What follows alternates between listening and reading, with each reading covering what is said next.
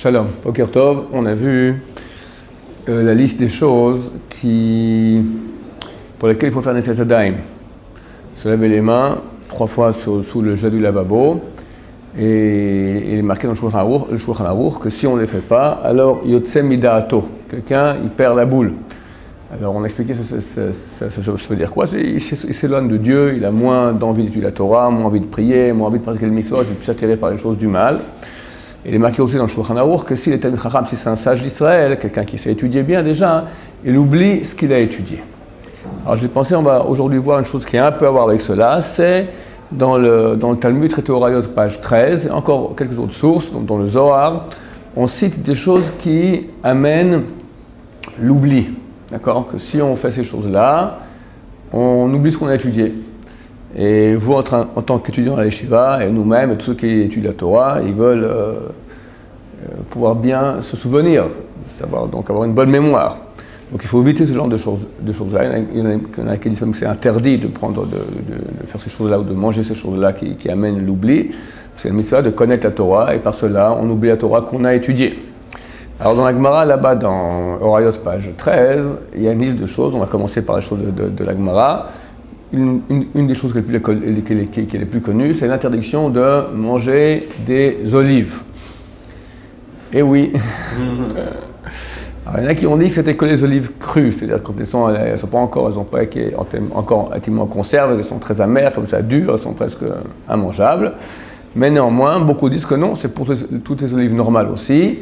Quand c'est marqué que celui qui a l'habitude, ragil, celui qui est habitué à manger des olives, ça amène l'oubli. Dans la même Gemara, il est écrit que celui qui est habitué à boire de l'huile d'olive, alors ça amène la mémoire. Alors certains ont voulu dire, qu'est-ce qu'on va faire? C'est très simple, on va tremper les olives dans de l'huile, comme ça l'effet de l'huile va annuler l'effet des olives. C'est pas un truc qui est très bien, les décisionnaires disent, qui me dit d'abord que tu sais pas à quel point l'olive, elle t'amène l'oubli, tu sais pas à quel point l'huile d'olive, elle amène la mémoire. Alors, qui me dit que c'est vraiment équilibré? Peut-être que pas, peut-être que c'est déséquilibré.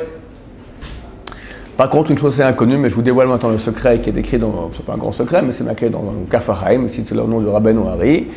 Il dit comme ça, il dit que pourquoi est-ce que quand on mange des olives, ça amène l'oubli? Parce qu'il y a une force négative. Pas bien dire le mot bon, je vais pas le dire, d'accord, une écorce, c'est le mot ouais, mais faut pas dire, c'est pas bien de dire ce mot-là, c'est pas bien. Bon, le jour ça va.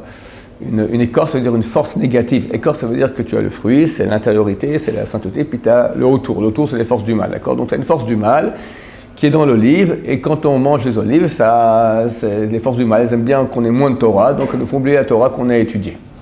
Alors Rabbeinu Hari, il dévoile une pensée à avoir lorsqu'on mange l'olive, et comme ça on casse la force du mal, et au contraire ça amène de la mémoire de manger des olives. Là alors en plus si elles sont trempées dans l'huile d'olive, là tu as et l'olive qui amène la mémoire, et l'huile d'olive qui amène. Mais même sans que ça soit trempé dans l'huile d'olive, si quelqu'un mange des olives, donc même pas trempé dans l'huile d'olive, s'il pense cette chose-là, c'est ce nom de Dieu que je veux dire maintenant, alors ça casse la force négative et ça amène au contraire de la mémoire. Quel est le nom de Dieu qu'il faut penser lorsqu'on mange des olives?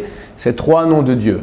Quel c'est Aleph et Lamed, Elohim, Aleph, Lamed, Hey, et puis Yud, et puis Mem, et Matspatz. Qu'est-ce que c'est Matspatz?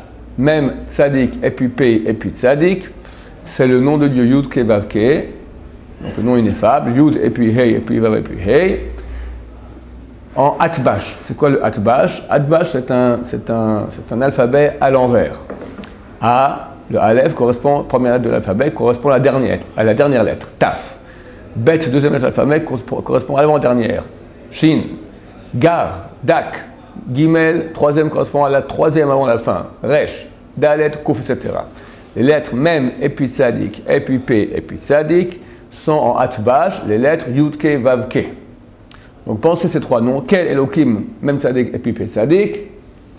Et quand on mange l'olive, et la valeur numérique, vous pensez la valeur numérique de ce nom-là, c'est Zait. Zait égale olive.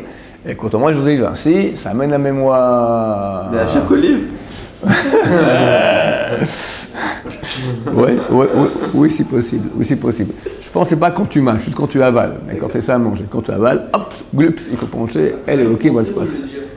Non, on peut pas dire que ce sont des noms de Dieu. Moi-même, je dis maintenant quel. Je n'ai pas dit Aleph et puis Lam, le vrai nom, d'accord? Pensez quel Elohim, Men Tzadek et puis Pet Tzaddik. Baruch Adonai, Olam Amen.